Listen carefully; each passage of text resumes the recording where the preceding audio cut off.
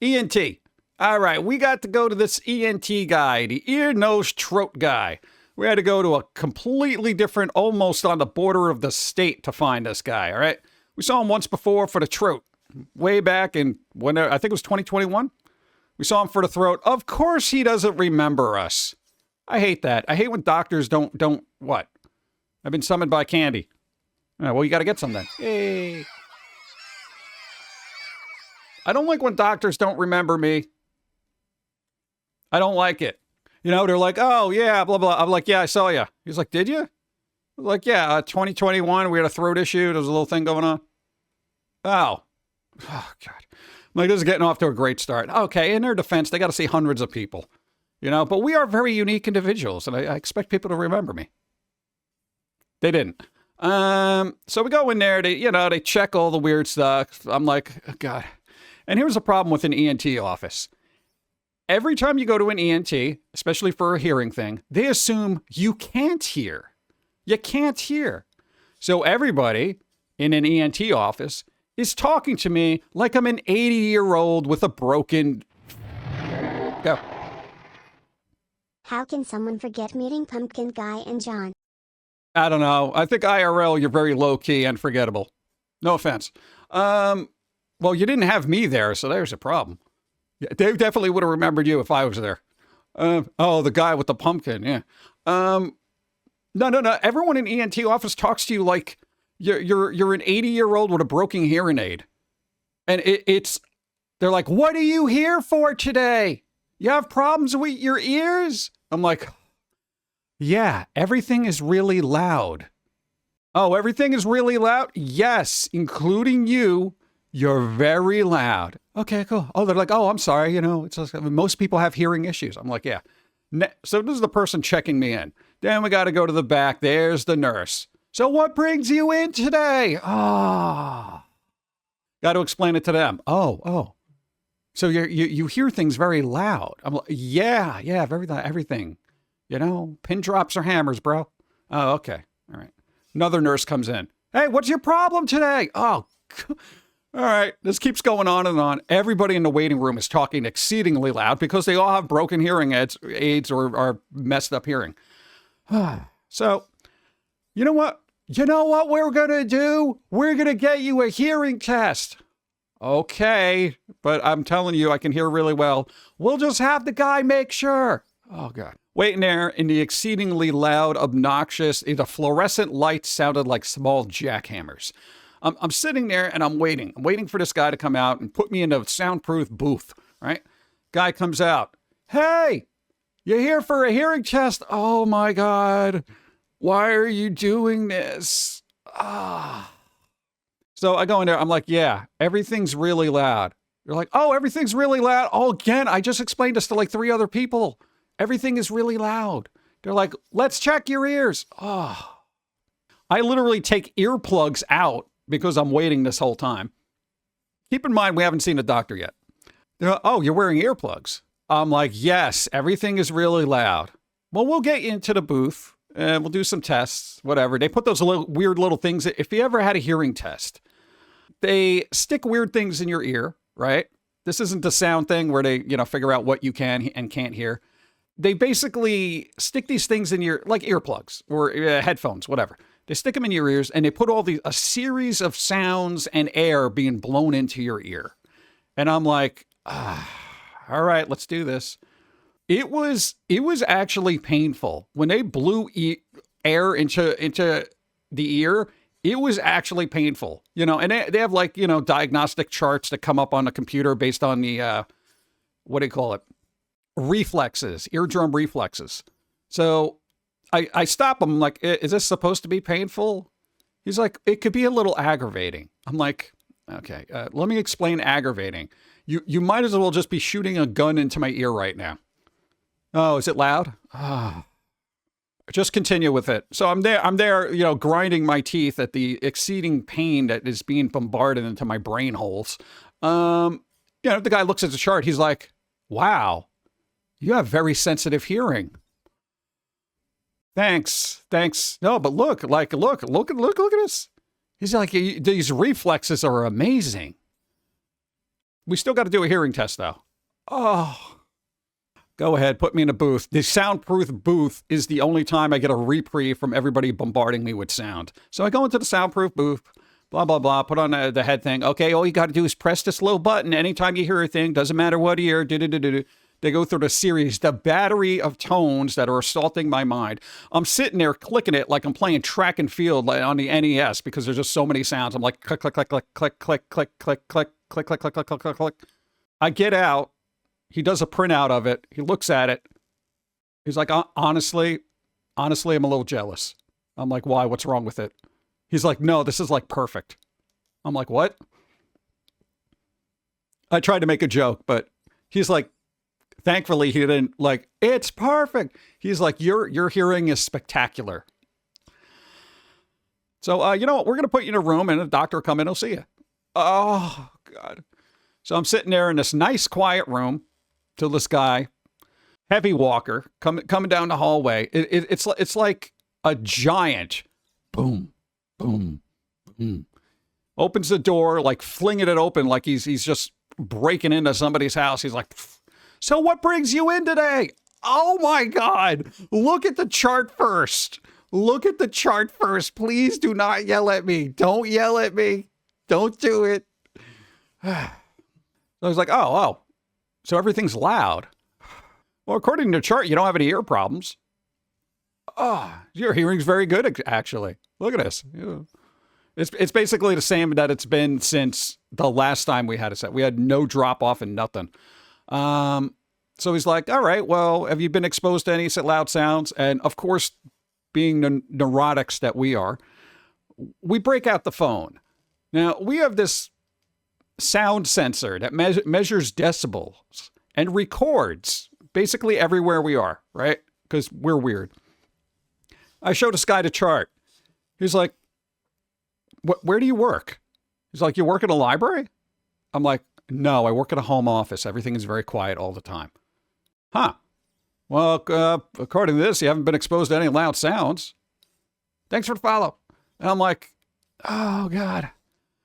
So this goes back and forth. He's like sticking things in our ears, checking our nose, sinuses, all this other stuff. So everybody who thought it was like sinusitis and they were throwing drugs at you the whole time. This guy's like, no, it's not sinusitis. You're fine. I'm like, wait, what? He's like, yeah, we don't know what's going on. What? We don't know what's going on. So we go through a battery of bombardments just to have them say, well, see how you feel in 2 months and then come back and maybe we'll do an MRI. I'm like, I literally couldn't listen to anything for a month already. So here's the thing. We had to do some research. We did some research. All right, let's see if we can find us. Boop. All right, here we go. All right. Hyperacusis, chat. Hyperacusis. So this seems to be one of the two things that we may actually have. Hyperacusis is a rare hearing disorder that causes people to perceive everyday sounds as uncomfortably loud. It can affect one or both ears. Both ears for us, thanks.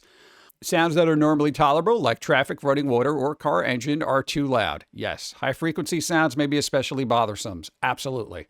Reactions to sound can include annoyance, fear, pain, or desire to avoid particular situations. Yes. So these are our symptoms here. All right.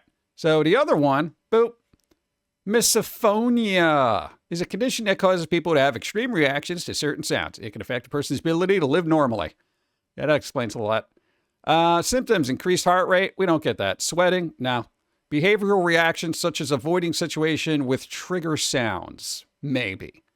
Verbal reactions such as talking or yelling. We will sometimes make audible sounds to try to override whatever loud sounds are going on. Nonviolent or violent actions to stop the sound.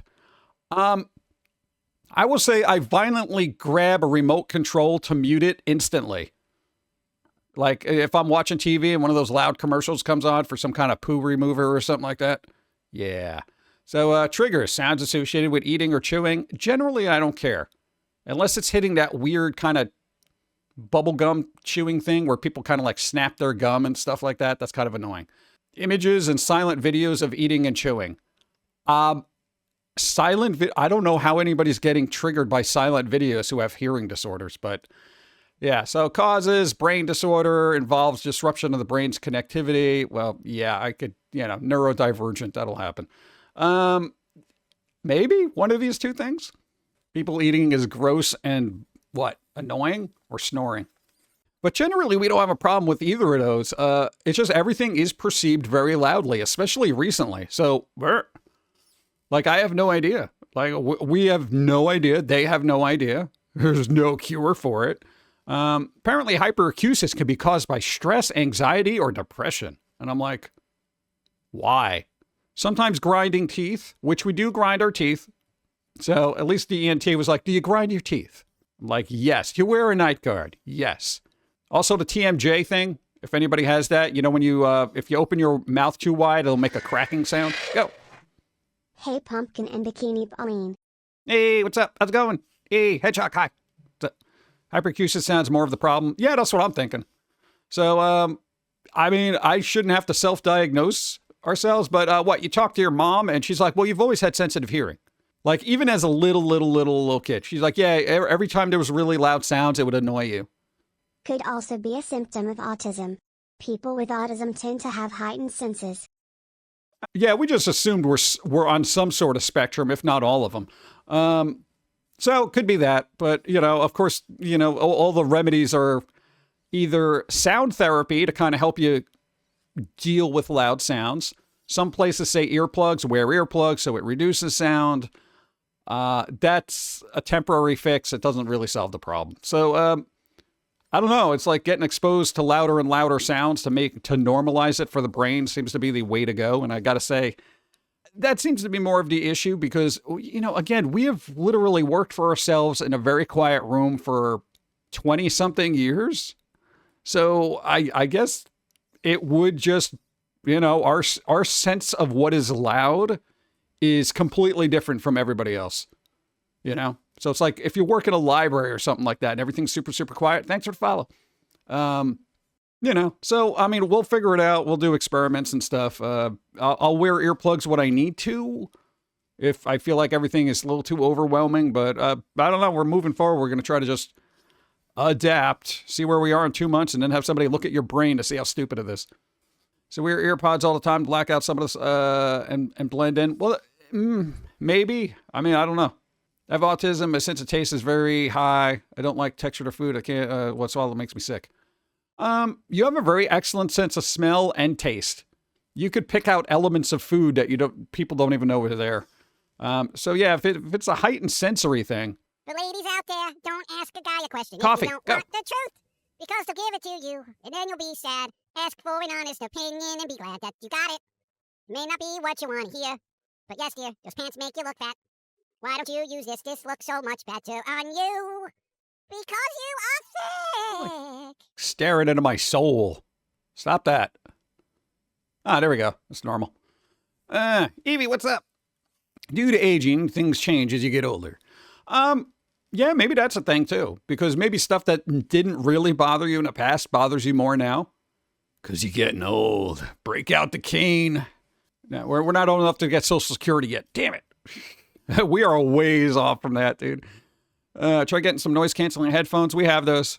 I actually find noise-canceling headphones to be bothersome. Because I'm feeling whatever that sound is that's trying to cancel out, whatever that noise thing is, it literally bothers me. I don't know why.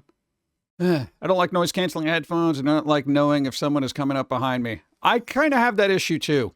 Because we've had a lot of people just creep up behind you, in everywhere, and just whack you in the head for no reason. That's a problem if you are like a product of bullying or something like that. You're always like, you got your head on a swivel. You're like, brr. It's like PTSD. Is anybody going to throw something at me? What's going on? I don't want to be hit in the head with a textbook. Huh? I know, dude. It's like even now you're at a bank and you're like looking around. You're like, I hope this person behind me doesn't hit me with a textbook. And I'm like, who has a textbook now? Or you're just a New Yorker. Yeah, that doesn't help either. I don't find that noise canceling anything actually works. There's always still noises or some terrible quiet humming. Yeah, I don't know. I guess it depends on them. I've like mid-range, Sony. They were like $100. That's a lot for me to be spending on headphones.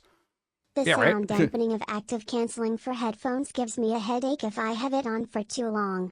It feels like elevation pressure changes on my ears. Thank you. That's exactly how it feels to me too.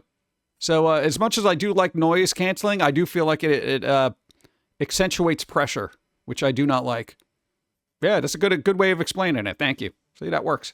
The higher quality noise canceling headphones, the better the canceling. Well, I mean, yeah. I mean, I don't know. I don't know if I need it. I feel like part of my brain is like, you know what? Walk it off. Take a salt tablet. You know, that kind of thing.